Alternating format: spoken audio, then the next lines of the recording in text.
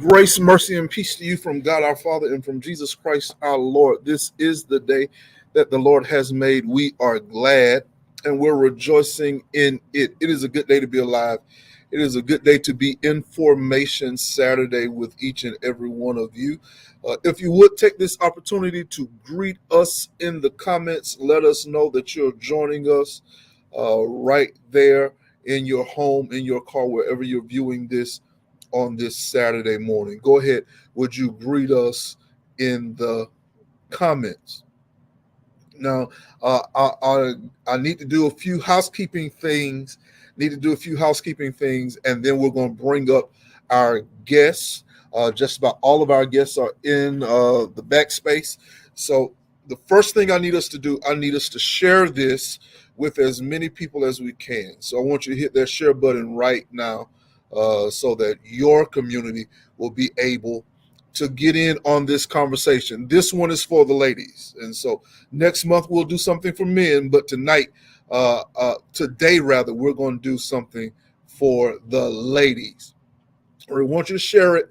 And I want to kind of bring you up to how we got to this conversation. And then I'll bring up our guests and we'll get into this conversation for today. This is going to be about the most spiritual this conversation is going to be this morning.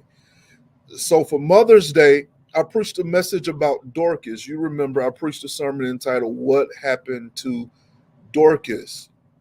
And one of the major things that came up in the preparation for that message, in the preaching of that message, was that Dorcas did everything for everyone else, but didn't really take care of herself. And that the people that she was ministering to didn't really minister to her. She was doing everything for everyone else. She did it so much to a friend of mine said she worked herself to death. And she literally fell sick and died. And my question to the sermon was, what happened to Dorcas? How did she get so far in doing for everyone else? Remember, I taught you her spiritual discipline was generosity. Her spiritual gift was mercy, and her spiritual fruit was kindness. That's great. But when she got finished doing for everyone else, what did she do for herself? And I thought it would be great. We still have a guest on the way, but I thought it would be great if I brought in some ladies that would help us have this conversation. So today we're going to have a conversation about women and self-care. Now, we have guests. Now, here's the thing. The guests do not know each other, but I have a feeling that they're going to get along perfectly. We have Kelle Daniels. She's in Pensacola, Florida. We have a mental health expert and Miss Elmore. We have Bump Them Kids and Miss Christina. Her husband and I, we went to school together. And so I reached out to these sisters and asked them if they come on and if they would help us have this conversation. And they agreed. So let's welcome these ladies to the stage. Good afternoon, ladies. How are you all? Hello. Good afternoon. Good afternoon. Can you all hear me? We hear you wonderfully. Wonderfully. And Miss Daniels is still on her way in. Her computer shut down just as we was getting started. So we know this is going to be a perfect conversation for tonight. And as a disclaimer, I'm being little brother listening in on big sisters having conversation about girl things. Okay. Gotcha. I'm just gonna lead with questions, and I'm gonna let these ladies talk to us and teach us about how this is supposed to go. Okay, I got it wrong. He gave me the wrong one. I already know. I already know. So here's what happened. I reached out to a frat brother of mine for a connection with Miss Elmore. And when I saw her name, I was like, oh my God, he gave me the wrong name. But that's all right. We're going to keep on anyway. And we'll welcome Miss Daniels in when she gets in. So here's our first question for tonight. I'm gonna throw this at Miss Elmore because she's the mental health expert. We're gonna throw this to her first, and we're gonna just bounce it around. We're just talking. I'm listening in. First question here. What is self-love? What is self-care? Both of you go for it, but I wanted to give it to Miss Elmore first. I'm taking notes. No pressure. Okay. And so actually when I talk to people about this question, or I ask them what do they do for self-care, or how do they show themselves self-love, especially women, a great deal of people talk about things that they do for other people. While I understand many of us get self-gratification by doing things for other people, but quite so often, especially in the African American community, we put on our capes and we forget to take them off. And when I say cape, I mean that Superwoman cape. You know, we're all walking around with that S on our chest, but you have to hang it up sometimes. And so that self-love is, you have to, just like you have to nurture a baby, you have to nurture a plant, you have to nurture yourself so that you are able to give to other people. And so self-care is important. I don't care what your job is. I don't care what you're doing in life. Self-care is important and should be first priority. To be quite honest, I know that, we're taught not to be selfish all of our lives, but self-care and self-love is not selfish. Even I just flew this past week. They tell you on the airplane to put your mask on first and then help the other passengers. Mm-hmm. But we forget to do that sometimes. Now, I can talk on this all day. So come on, Miss Christina. Because this is my topic here. Listen, it's mine too. And so, my heart is driven around productivity and self-care because we all know we need it. The challenge is, when is it supposed to happen? Mm-hmm. And so my heart is always aligned with moving the components of your life around so that you can practice better self-care and self-love. When he asked the question, a quote came to mind, something in alignment. I can't remember who said it. I can't remember the exact words, but the picture of it was, we're all born originals, but we die imitations and copies. Ooh. And when I think about self-love, I would have to think about, who am I really that I'm actually loving? Like, who am I? Do I know what I like? I have some clients, they've shared that they've been caring for others so long, they don't even remember what their favorite color is anymore. Mm-hmm. Do I remember what I love, what I can do for myself that feels so good that it speaks life to my soul and my spirit? And so I have found that self-love is really embracing self-awareness, knowing what speaks life to us in different seasons, knowing what my limitations are and protecting them, having boundaries, and saying, listen, I'm sorry, kids, you cannot share my cheesecake. There are some days when I can share that cheesecake, but there are other moments where my self-love is saying, this is mine and I'm not sharing it. I found self-care, for a lot of us, we find it to be an action, something that we do, which it can be. But self-care is whatever brings you back to life, just like you talked about plants. I'm a plant lady. You guys can't see them behind me, but they're here. And so for some plants, they want water every other day or they faint. For some others, you can spritz them a little bit. Others, you can leave them like a cactus and don't touch them at all. And they thrive just that way. And so self-care and self-love means knowing who you are, what you're grounded in, and then what are the things that I need to do to make sure that I'm thriving. Amen. Yeah. Okay. So this isn't the next question. This is kind of piggyback question, kind of dig into this a little more. So where do we begin with self-awareness? Like, how do we start on a journey towards being aware of ourselves. It's just a toss up, but based off of what we said, wearing this S on the chest all the time, but needing to be brought back to life.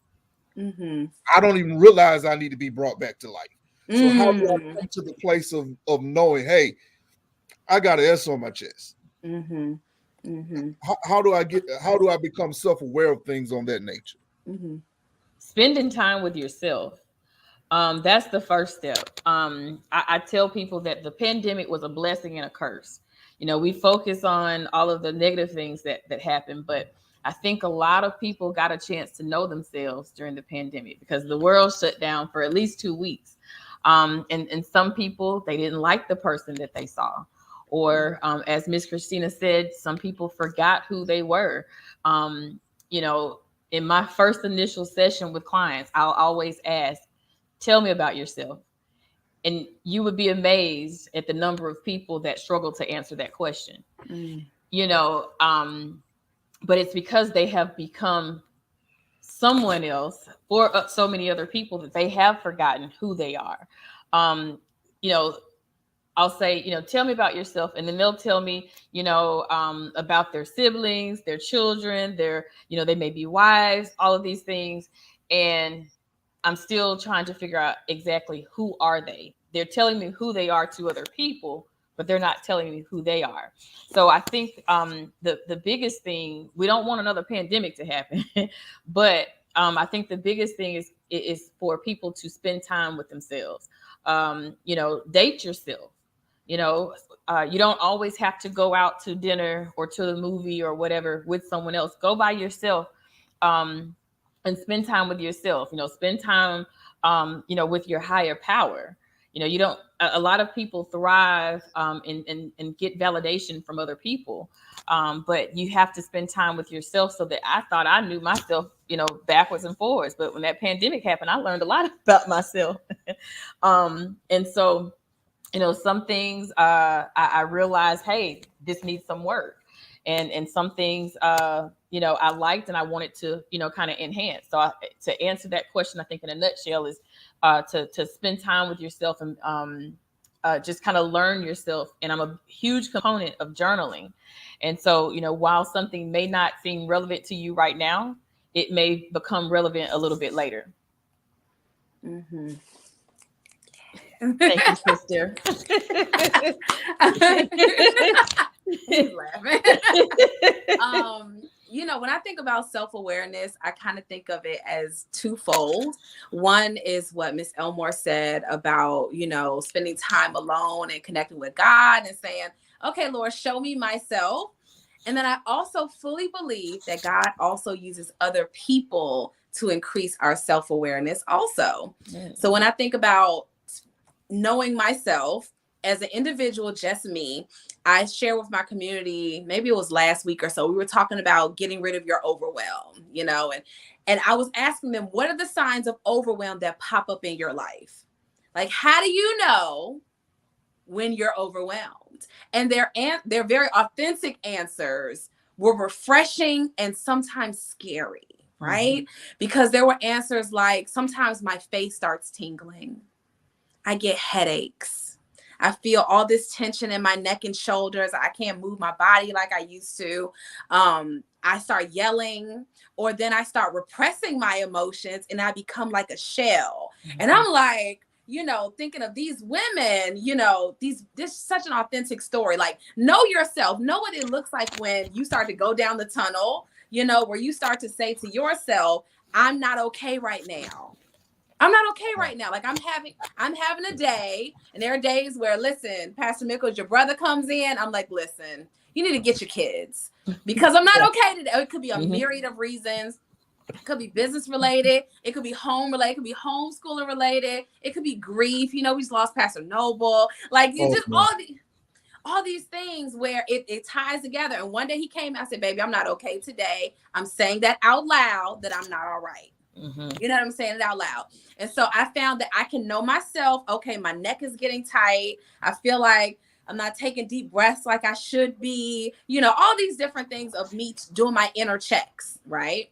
But then I've also found that God uses my family, the people that we show our authentic self to, like the cute and the not so cute, that version, we show that version of ourselves to our family members. And so there are days where your boy is like, are you okay? You seem off today.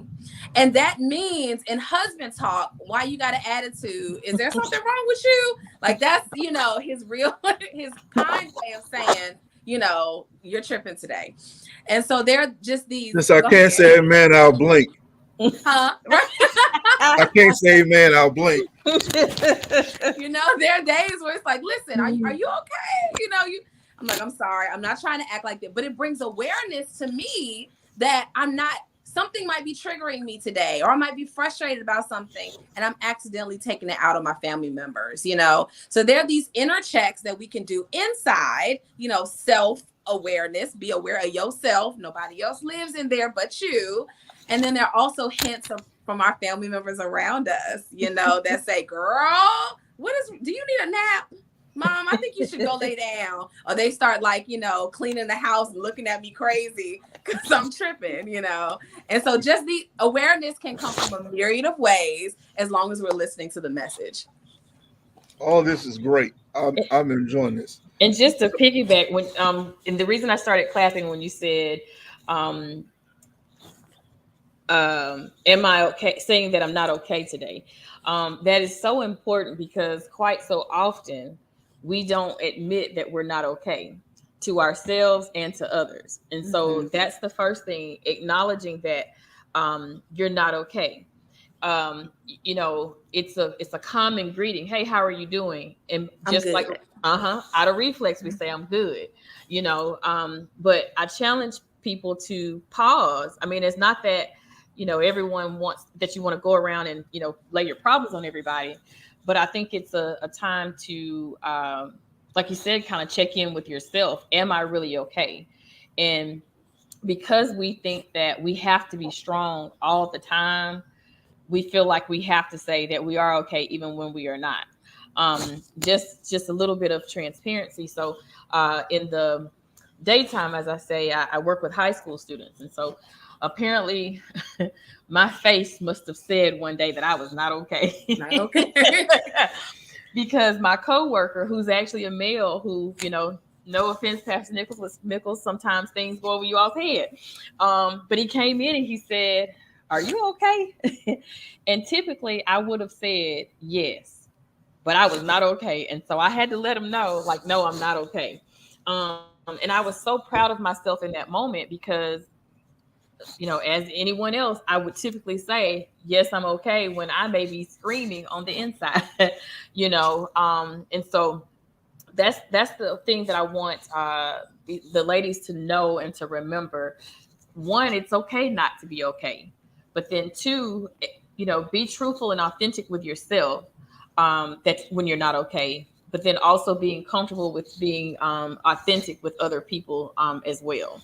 And so just one last thing on that. Many of us were wearing masks before the pandemic. We were wearing masks before the N95. Okay. When we step outside of our homes, we put that mask on. I don't care what's going on the other side of those four walls. We step outside, we put our cape on and we put our mask on, and all is well to the world. And so many of us are looking at other women and I'm like, gosh, they got it all together. No, she put on her mask just like you put on yours when you walked out the door. We all got problems. So just kind of, being okay with peeling back and acknowledging that everything is not okay, but it's okay that everything isn't okay. Mm-hmm. Okay, Pastor Kelle has made it in. How you doing? Hey, doing well. How are you all doing? Hello. Wonderful. Good afternoon. Okay, just in time for me to give you your question. Okay, let's do it. Okay, so question number 2. Why is self-love, self-care so important? Like, what's the big deal here? So, in my opinion, and I'm going to speak from an experiential place, self-love and self-care is so important because if you can't fully embrace and identify who, where, and what you are, it becomes a challenge for you to fully be able to care, love, and appreciate others in who they are. Most times when we don't have that kind of self-care, self-love, we love people like we want to be loved. We care people like we want them to care for us versus being able to see them in their place of love of what they need and in their type of care and speak in their language. So it's important that we come to a place as women that we can literally be okay with pulling back our layers and pulling back the unbeautiful parts of us and the hard things to accept and receive and what's unlovable for others and maybe have even been unlovable to us, but really looking at it to see that it is a beautiful part of who we become and what makes us what we are. I think one thing with women, I don't know about for you guys, but I've been surrounded by nothing but strong women. And with strong women, how they love themselves was always giving to others. So their language of love was going and going and going. And I can't even say that I've ever seen my mom or my grandma have like R&R. Like I can't even say that I've just seen the nurturing and the mother and the go. So when I started coming through my life journey, I mean, I had some coming and some going, but I was tired. I got mentally tired, emotionally burnt out. I mean, even those who I love and my kids were innocent, I found myself getting certain triggers. And I'm saying, okay, wait, I know I'm not mad at everybody, but what's wrong with me? And it came to a place that I actually had to go through a lot of healing. So I'm going to say self-care, self-love is the more that we can invest in the parts of us that, let's just say, don't have the appropriate care. We tend to build more in our stronger places and neglect our weaker places. But when we can direct some attention into those places that are weaker, that makes us more vulnerable and more susceptible, and put some more attention to there, have more conversations about that, I think that helps us to build that confidence and that ability to love ourselves more holistically. As a woman, I mean, we go through all types from starting at a young age. So if we never take time to say, okay, who am I really? Not what I've been called, not the title on my name or what everybody has thought that I should be. Who am I? So I can learn to love the me without all of the bells and the whistles. That's the preaching. Come on. Pass the plate.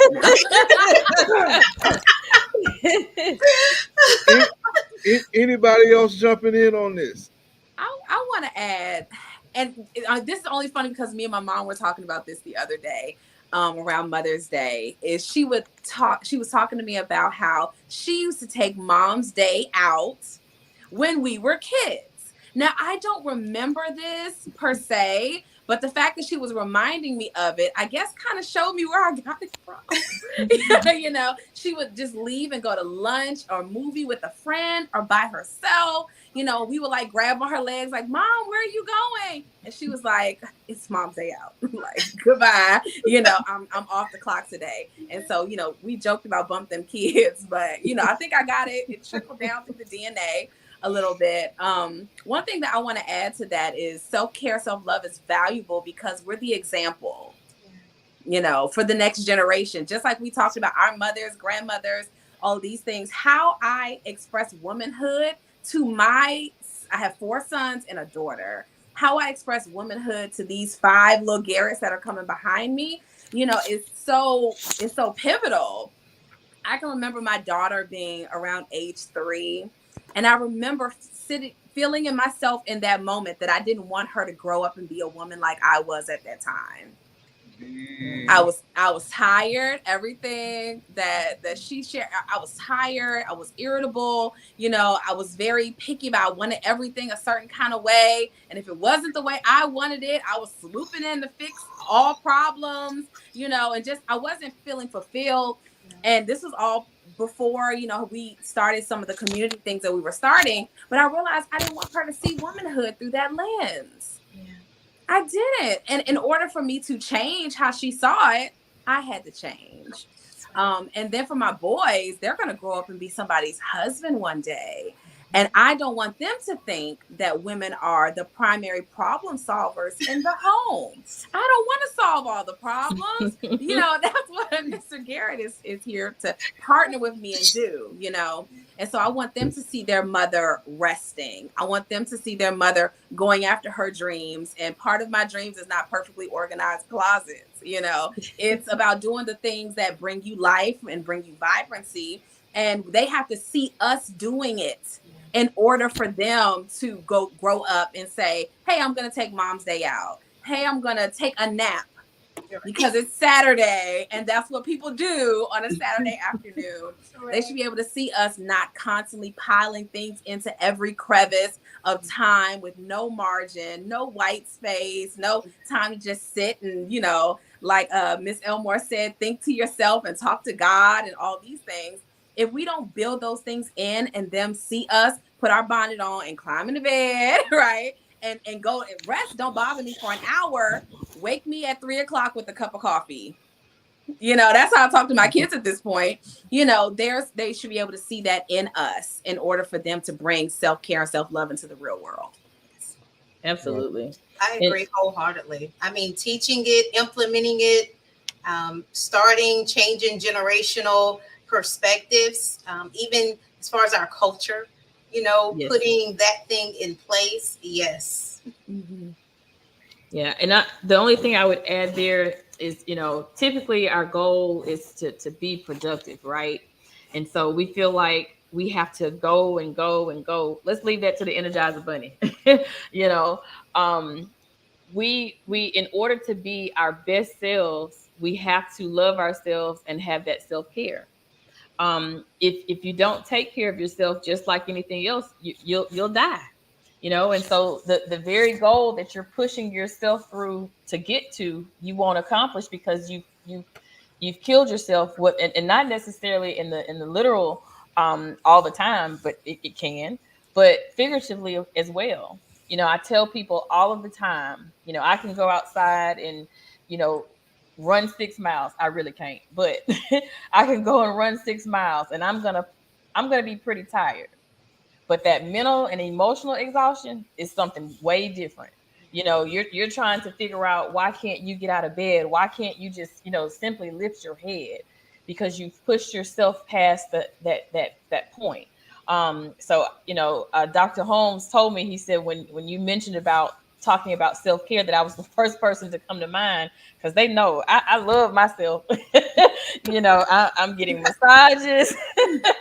You know, I'm getting the acupuncture, the foot detox, you name it, I'm trying it, you know, because I have not always been that way, but what I realized is that the nature of my job, with an S, the nature of my jobs, that they are mentally and emotionally taxing.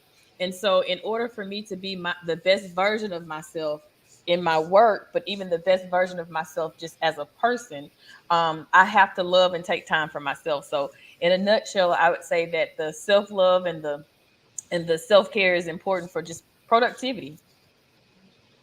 Mm-hmm. Now, I got a segue question into my next question, and I'm gonna pose this in the way of a statement that I'm sure we made, but I don't have time for that yet.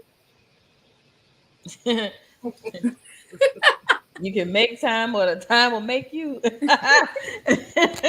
And that's the truth. When you say time will make you, I remember, I think it was maybe 7 years ago, I said, I'm gonna put myself into high anxiety to the point that I couldn't sleep.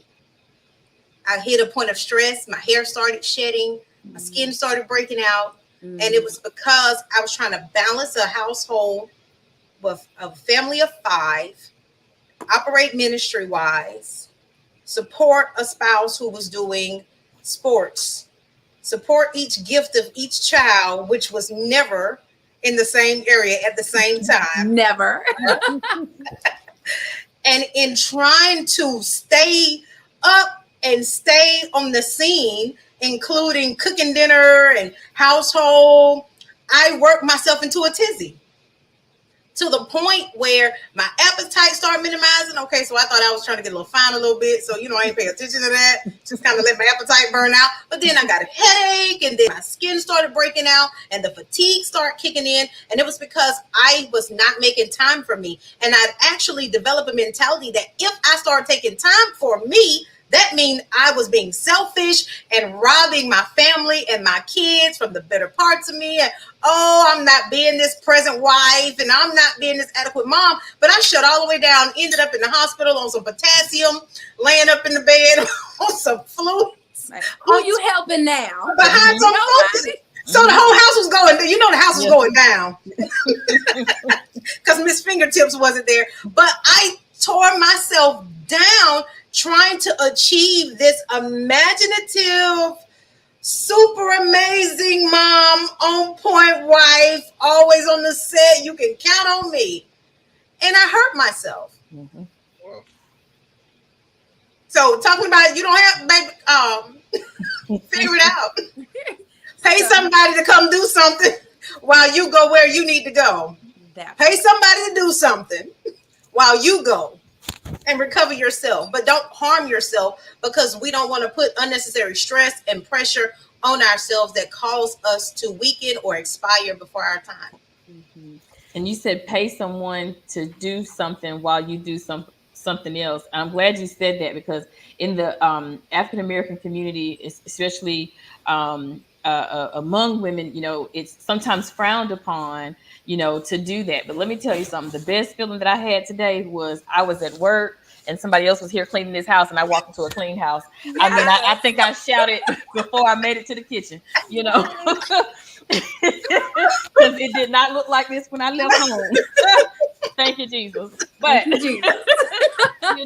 when you have all these things going on and you're wearing all these different hats, you have to be okay with, like you said, paying someone else to do it. Now, I prayed for that lady that she live a long time and that and that she don't get sick, because Lord knows I don't know what I'm gonna do. Keep her, God. Yes, please. So I'm glad that you made that statement. Oh, it's a shout in there. It's a shout. Okay, I'm sorry. Yeah. Yes, so I'm glad you made that statement. I want to add to the tail end of this to think about eternal perspective. All right. So this is for all the women. Like, I vibe with this conversation. And I say that because, okay, so my thought is to delegate. Okay. A lot of times we say we don't have time. That's probably true. Right? Like you're looking at your schedule, the pastor over here to my left, she said, listen, I was doing all the things. I'm got this husband, I got these babies, they got gifts, I'm in ministry. All these things are happening, whirling around me. When I sit and look at this calendar, there are no empty spaces. I'm looking, you can tell me whatever you want to, 3 fly ladies on camera. There's no space here on this calendar, right? And so, and opposite of that, I want to give some perspective on how to undo it. So, number one, if you're married, right now, you dating, there are some things we just cannot delegate. Okay, some things you just cannot give away. Number one, if you're married, you cannot delegate loving on, cheering for, hyping up that fly brother that God gave you. You asked for that, right? If you married, you dating, that's a different conversation. I'm talking about I'm in covenant relationship with this person, right? There's some things that unless you're in one of those polyamorous relationships, which I don't think they're listening today, unless you're in one of those relationships, there's some things that only you're supposed to be doing, sis. Right. We're in mixed company, so I'm gonna let us fill in the blanks. Right. All right. That's number one, right? I can't delegate that. We'd be very upset if that got delegated. Amen. So that's number one. I don't want no sister at the gas station telling him he smells good. None of this. You know they hungry. It's hard out here for a good man. So you got to tell him he's dope before he leaves the house. That's number one. You can't delegate loving on your honey. Number two, you can't delegate being an amazing mom to your kids, right? Teaching them, affirming them, nurturing them, hugging them, right? Saying, I'm so glad I'm your mom and I really think you're this great kid. This does not include cleaning up behind them and all these other things. There are some affirmative things that as a mother, it's your job to do, that they need to hear from you and feel from you. And then number three, you cannot delegate vision. A lot of us, we have hopes, we have dreams, we have things that God wants to do in us, but we're looking to other people to validate that. Yeah. God gave you the idea. You need to sit with him and figure out what the next step will be. And then you can, bring somebody else on to run your social media or be your virtual assistant or some of these other things. Aside from the spouse, aside from loving these kids, aside from dreaming big and having vision, there's this whole other list of stuff that we can give away to someone else. Yeah. All this other stuff, the cleaning service, be bougie. Like, it's not that expensive. I know everybody's thinking that having a cleaning service is like, you got to be out the Huxtables or fresh, live in Bel Air. It's not. Like, for her to come and do my kitchen and my bathrooms is under $200. And it stays clean 3 times as long because she came and she just undid. Y'all, she get on her hands and knees and scrub my flow. Like, yes. I cry when she leaves. Like, she's that good. It's not as expensive as you think it is. It's something that you can have. You can have a virtual assistant for $10, $15 an hour, right? That if they're going out and getting you, my lady, she looks for events for me, speaking engagements, follow-ups on certain things. If I make $1,000 from paying her $20, why would I not pay her $20? And it's something that I can go homeschool my kids, right? Mm-hmm. I'm over there doing what only I can do while she does stuff that's tied to the vision. And so some of us, we get so, enamored with doing all this stuff. I think it's tied to, we're going to let Miss Elmore work through our trauma and generational stuff and all these things. But I'm here to say, just call the cleaning service tomorrow and see how much it costs for them to come in. Some of our ladies, they're regular women and they hire chefs to feed their family. They're regular. They're not doing anything, but it's around the same cost for them going to the grocery store every other day, spending hundreds of dollars to feed their family dinner. They get their time back. They get their joy back. They got their peace. So you can trade it out. Learn to delegate. Absolutely. So that kind of pushes us over into question number 3, which I was going to give to Lady Chris. So might as well. What are the benefits of practicing self-love and self-care? So we're already there. Might as well keep going. Oh, well, I will say some of the top benefits are being the example for the next generation. And then I don't want to have to suffer through until my kids leave home. I went to a pastor's wife event, right? Pastor's wife event. And I think I had to take my 3 small kids with me at the time. I think maybe they were 4 and my twins were 2 or something. And of course they're sitting on the floor and they're wiggling. And I'm just like, why did I come? And, and one of the past lady that was facilitating the workshop in that moment, she was talking about seasons of life. And she looked at me and she was like, oh, honey, you're going to be in that season for a long time. And I almost broke down. Because I was so worn out. I was so stressed. Like, I mean, those twins, even to this day, they are about to be 12. They still wear me out. So, I was in such a fragile place at that time. All I kept thinking about was I got 16 more years of feeling like this. And so for the benefit of you existing in your fullness now, feeling like the best version of yourself now, not waiting until 5 years from now, 10 years from now to do the things that you love to do. What about thriving today? Like, what choices can I make if I hire for this thing or teach my kids, especially how to do their part around the house. You know, if I communicate with my spouse about needing to go to Panera and sit there quietly for a couple hours a week, you know, if I begin to do those healthy communication things and teach better, then I can have those benefits today.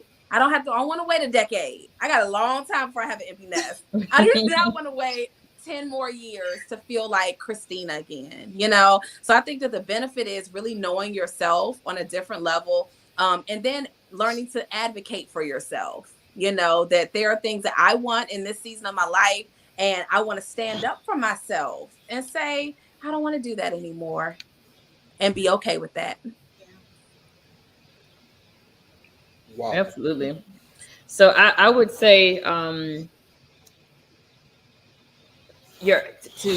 have your identity back, because as we kind of have stated several times, we often get lost into who we are to other people, and we forget who we are. You know, we engulf ourselves as a wife, we engulf ourselves as a mother, we engulf ourselves in whatever our profession is, we engulf ourselves in the community, all of those things. And then when we're asked the simple but complex question, who are you? We can't answer because we've lost ourselves. And then the other thing is the B word. And no, it's not the one y'all are thinking. It's boundaries. It's boundaries, setting those boundaries. And, you know, that seems I love my bleep button. Well, you know, like I'm muting her. Like when you called and said you were Pastor Nichols, I knew what time it was. So, you know, I censored myself. I do when in Rome, do as Romans do. But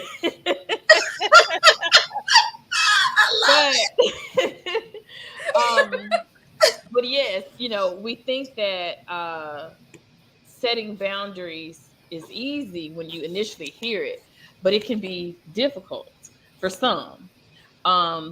You know, we think that saying no means putting up a barrier or we're being mean or whatever. No, it's protecting your peace. You can't be everything to everybody. Okay. Being okay with saying no, and that's it, not looking for an explanation. No is a complete sentence. Being comfortable in giving that no. I can remember telling a client, you know, hey, you've got to set some boundaries. And so we've been kind of preaching that and trying to get her to practice. And she finally came back to me and she said, well, you didn't tell me I was going to have to tell people my boundaries. Well, how are they going to know if you don't tell them? You know, you can't change the rules of the game in the middle of the game and don't tell people the rules. yes. So that, you know, that's, and to be honest, you know, sometimes that's my struggle, setting boundaries, because I want to be, you know, I have that natural, I want to fix things sometimes. So not always saying yes, you know, being okay with saying no, being okay with not being able to do everything all the time, not feeling like when I look down at that calendar, hey, nothing's there, that something has to be there, because you have to recharge and reset.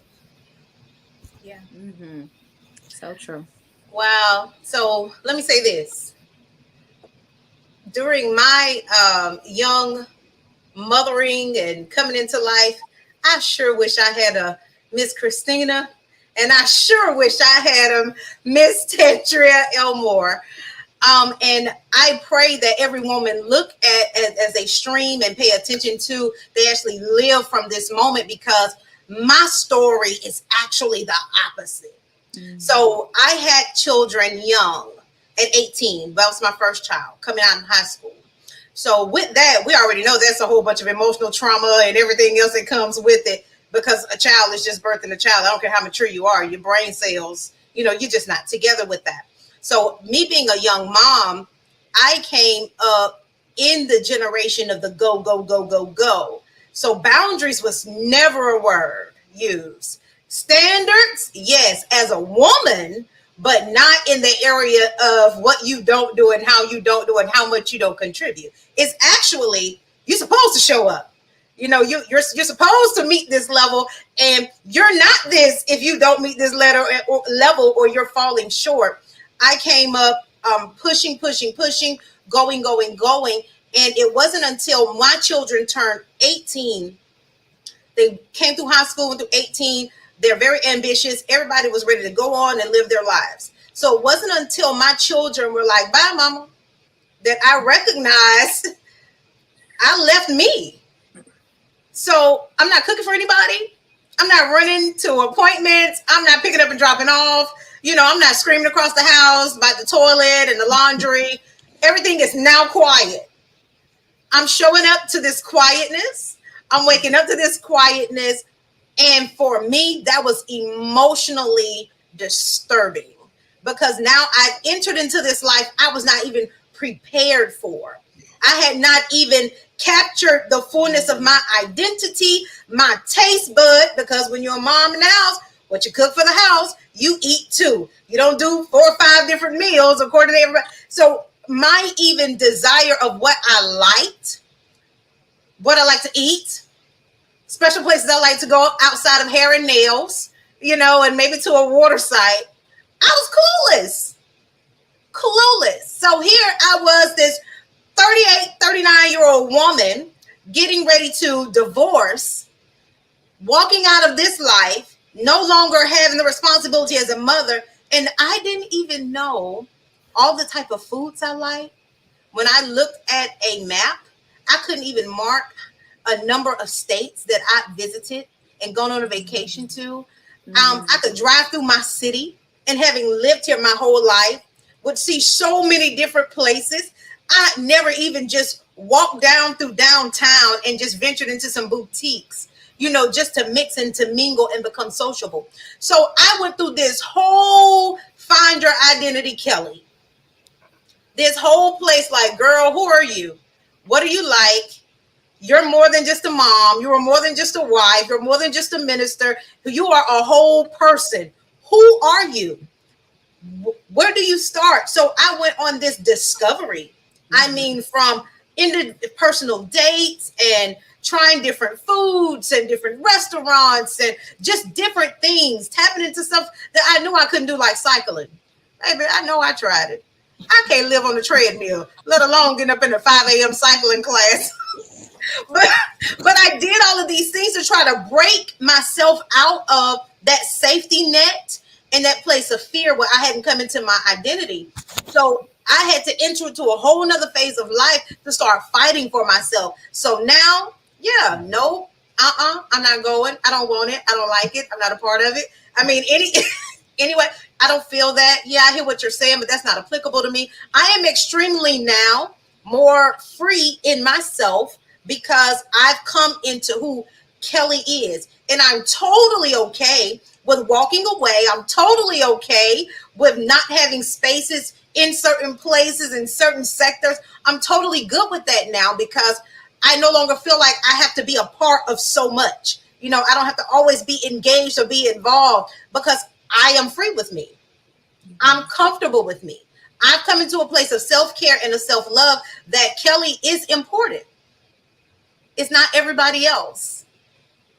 And if I don't take care of me first or love me first or walk into this and practice this, then I'll start putting people and other things in places that are designed for me. Mm-hmm. Wow. I love that. I love that. I want to echo what both of you ladies said about boundaries, because I think sometimes we begin to implement them and they're so necessary, right? But then we forget that after we turn off this live, after we come back from our self-care moments and conferences that hype us up and all these awesome things, after we come back, you know, you go to Women That Are Loose, you all loose, and then you go back home to your house and your family's still bound. And you're like, y'all have not changed. I have changed. I have grown this weekend, and y'all are still the same. And so I want to make sure that we emphasize that it's good to give your family patience and grace, okay? You are going to hop off of this and you might walk in to talk to your spouse or your kids. Y'all going to help out around the house.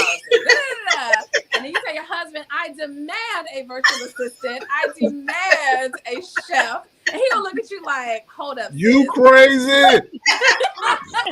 Don't you get on that call no more. This is the woman I am now. I am loose. I have boundaries. I have team self-care and all this stuff. So it's vital. Please take all the tidbits. But then remember, we have to give our families patience to adjust to the woman that we are changing into. You know, some of us maybe Pastor Kelle, at one time she was quiet, maybe not, but I'm using you as an example. You might have been quiet, right? And then you came out, he said maybe a little bit. You might have been quiet, and all of a sudden you're like, God has spoke to me, and I am ready to preach the gospel to the nations, right? And everybody in your life is like, but I've always known you to be this person, right? So some of us, we've been running around, Superwoman cape on, saving everybody, and now all of a sudden we want to take it off, throw it in the trash, but everybody is still used to the old version of us. So please give your family patience, sit down and talk to them, say, hey, these are some changes that I need to make around the house. You know, hey, babe, is there any way that let's look at our budget and see if this is something that we can do? I know you tired of the floor being messy. I'm tired too. We both work. Maybe we could and he's probably going to be like, you know what? Listen, our cleaning lady came and he was like, can you do the whole house? Like he knew. Y'all, he knew. Like, our business started picking up. We had more kids. It was like, baby, I can't work, do the business, which is a lot of this talking and coaching. I can't do this and keep a spotless house and homeschool 5 children. Ooh, Jesus. So I know you don't care about who mops the floor. That's right. So is this something that we could work? And he was like, absolutely. You're gonna have more energy for all the things in the house. Everybody was saying, I would love to have somebody come clean, right? But we got to have these conversations, because if we don't, we're going to feel like unappreciated, disappointed with our families. Y'all all need to just move out because you don't value me. We're going to go down the hole. Come out of the hole, sister. Come out the hole and have the conversations, and just give your family a chance to get used to you not wearing the cape anymore. Yeah. Absolutely. I like that. Yeah. Which actually, I was thinking of this question. You kind of just pushed me right on into my question. It's not my last question, but it's a good one. So how do we as husbands and children and support to wives and moms and women, how do we support you in this kind of a journey? Where do we start in the support of something like this? You just said you need to give us patience and grace. We accept all patience and all grace. Okay, we're not jumping over the fence immediately. Yes, but we're opening the door little by little by little. How do we start making that transition? One of the places that I've seen ladies in my community or clients vocalize their concerns, I ain't gonna say complain, vocalize their concerns about the most is helping out with the kids and housework. Those are the two things that, we had a meetup this weekend, and one of the young ladies was so frustrated with her husband because, he comes home from work and just puts the stuff down. And I was like, we can't divorce over like toothpaste on the sink, but this is what happens, people end up, your house falls apart because of certain things, but it's a compilation of many things over a consistent period of time. And so what we want to do is listen for maybe the underlying situation. Maybe, like Pastor Kelle said, there are some places where, I saw my mom do everything and I don't know how to turn the switch off. Maybe my husband's mother makes everything from scratch. Like she's the poor till the ancestors say stop. Like she's the epitome of that kind of woman. So, and it's delish. Exactly. All of that. So, I didn't learn how to cook certain things until we got married, but I always found so much comfort that he doesn't expect me to be his mother, and that's helpful. So the biggest things I've heard complaints about are housework and helping with kids. If y'all came in the house and said, leave my wife alone, go to bed. That alone, don't play with them.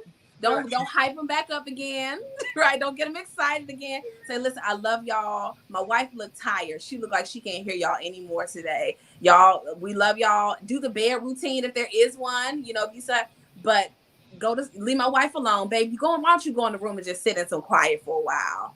Listen, that's a game-changing way to end the evening. Mhm. It'll change your life, change your night, and change your morning. You might, right? Night and morning. I'm gonna go back on mute. Night and morning. I love that. Baby, just go take a shower. Just chill out the kids in the bed. I mean, but it's the truth though. It's the truth because you said it key when you said my wife. You didn't say y'all mama. Mm-hmm. You know, leave my wife alone. Right? You made it personable, and when you make it personable, when your man make it personable, it comes from a different place. You know, so the woman then started feeling like, yeah, that's right. You know, look at my boo. Kids. We love when men come and put the hammer down. Right. Down in that bed. Right. I love just come save me. Tell him to go to sleep. Tell him don't talk to me no more. And it's a two-way street because, see, you know, men like positive reinforcement. Exactly. Okay. Everybody happy. Hallelujah. Everybody happy. Them kids start going to bed at 5:30. It's daytime outside. You sleepy? Take these no-nos and go to bed. This melatonin. Baby, don't worry about cooking. What you want from takeout? Right. Absolutely. You better talk dirty to me with this takeout.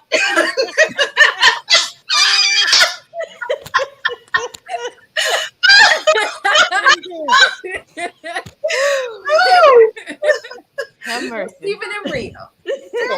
Man, we gotta ride out this life. Seriously. We gotta make it through these kids, man. Seriously. Team, baby. What am I doing? See, Elmore up there fan, and she like, "Ooh, just take out and send the kids to bed." That's a foreplay. It was the DoorDash for me. She said DoorDash. Oh, okay. All right. All right. Now, y'all. Let's stop. We got one more question. It's a toss-up. Whoever jumps on this one, it's all on you. The last question for the night, for the day. How do I start my self-love, self-care practice? I done heard you guys talk about why I need to do this. So how do I start? Where do I begin? Just do it. That's my answer.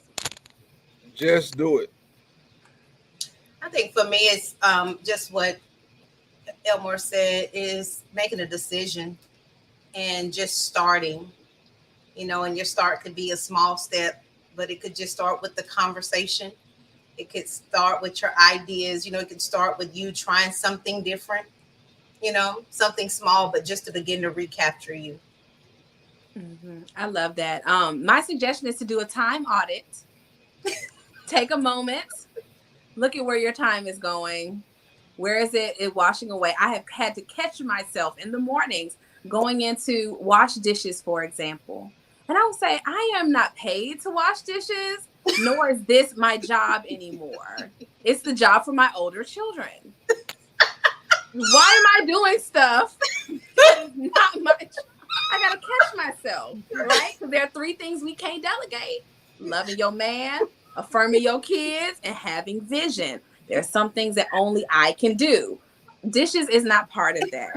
So some of us if you want to start a practice, take a moment and just look at your time. Where's your time going? And are you doing things that you could pay somebody else to do? Even if it's your teenager, $5, you could pay them to do something, better than normal, and that frees you up to have time to have a self-care practice.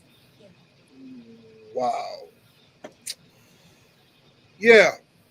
So those are all of my questions, but what I'm gonna do, I'm gonna go around the circle, and whatever you want to tell the ladies, I really think this has been beneficial and helpful. Whatever wrap it up stuff you want to put on this, I think I'm gonna go alpha. So we're gonna start with Miss Christina. We're gonna go to Kelle, and then we're gonna let the professional wrap us up with Miss Tandrea. So let's go around the circle, close us out, give us some final thoughts before we wrap up for the day.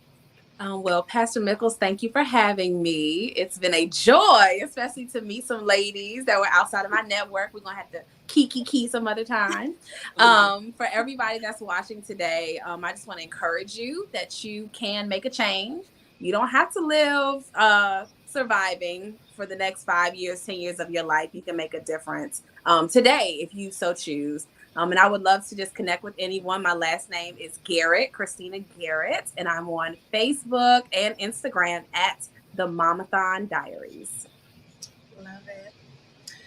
Well, it too has been a pleasure meeting you wonderful ladies, and thank you so much, Pastor Mickles, for extending this opportunity to share. I'm wanting to just make it this simple to you ladies. Anything you want to do, you can do it. As long as you're breathing, you have an opportunity. You're not stuck. You just got to make a decision. There's so many resources.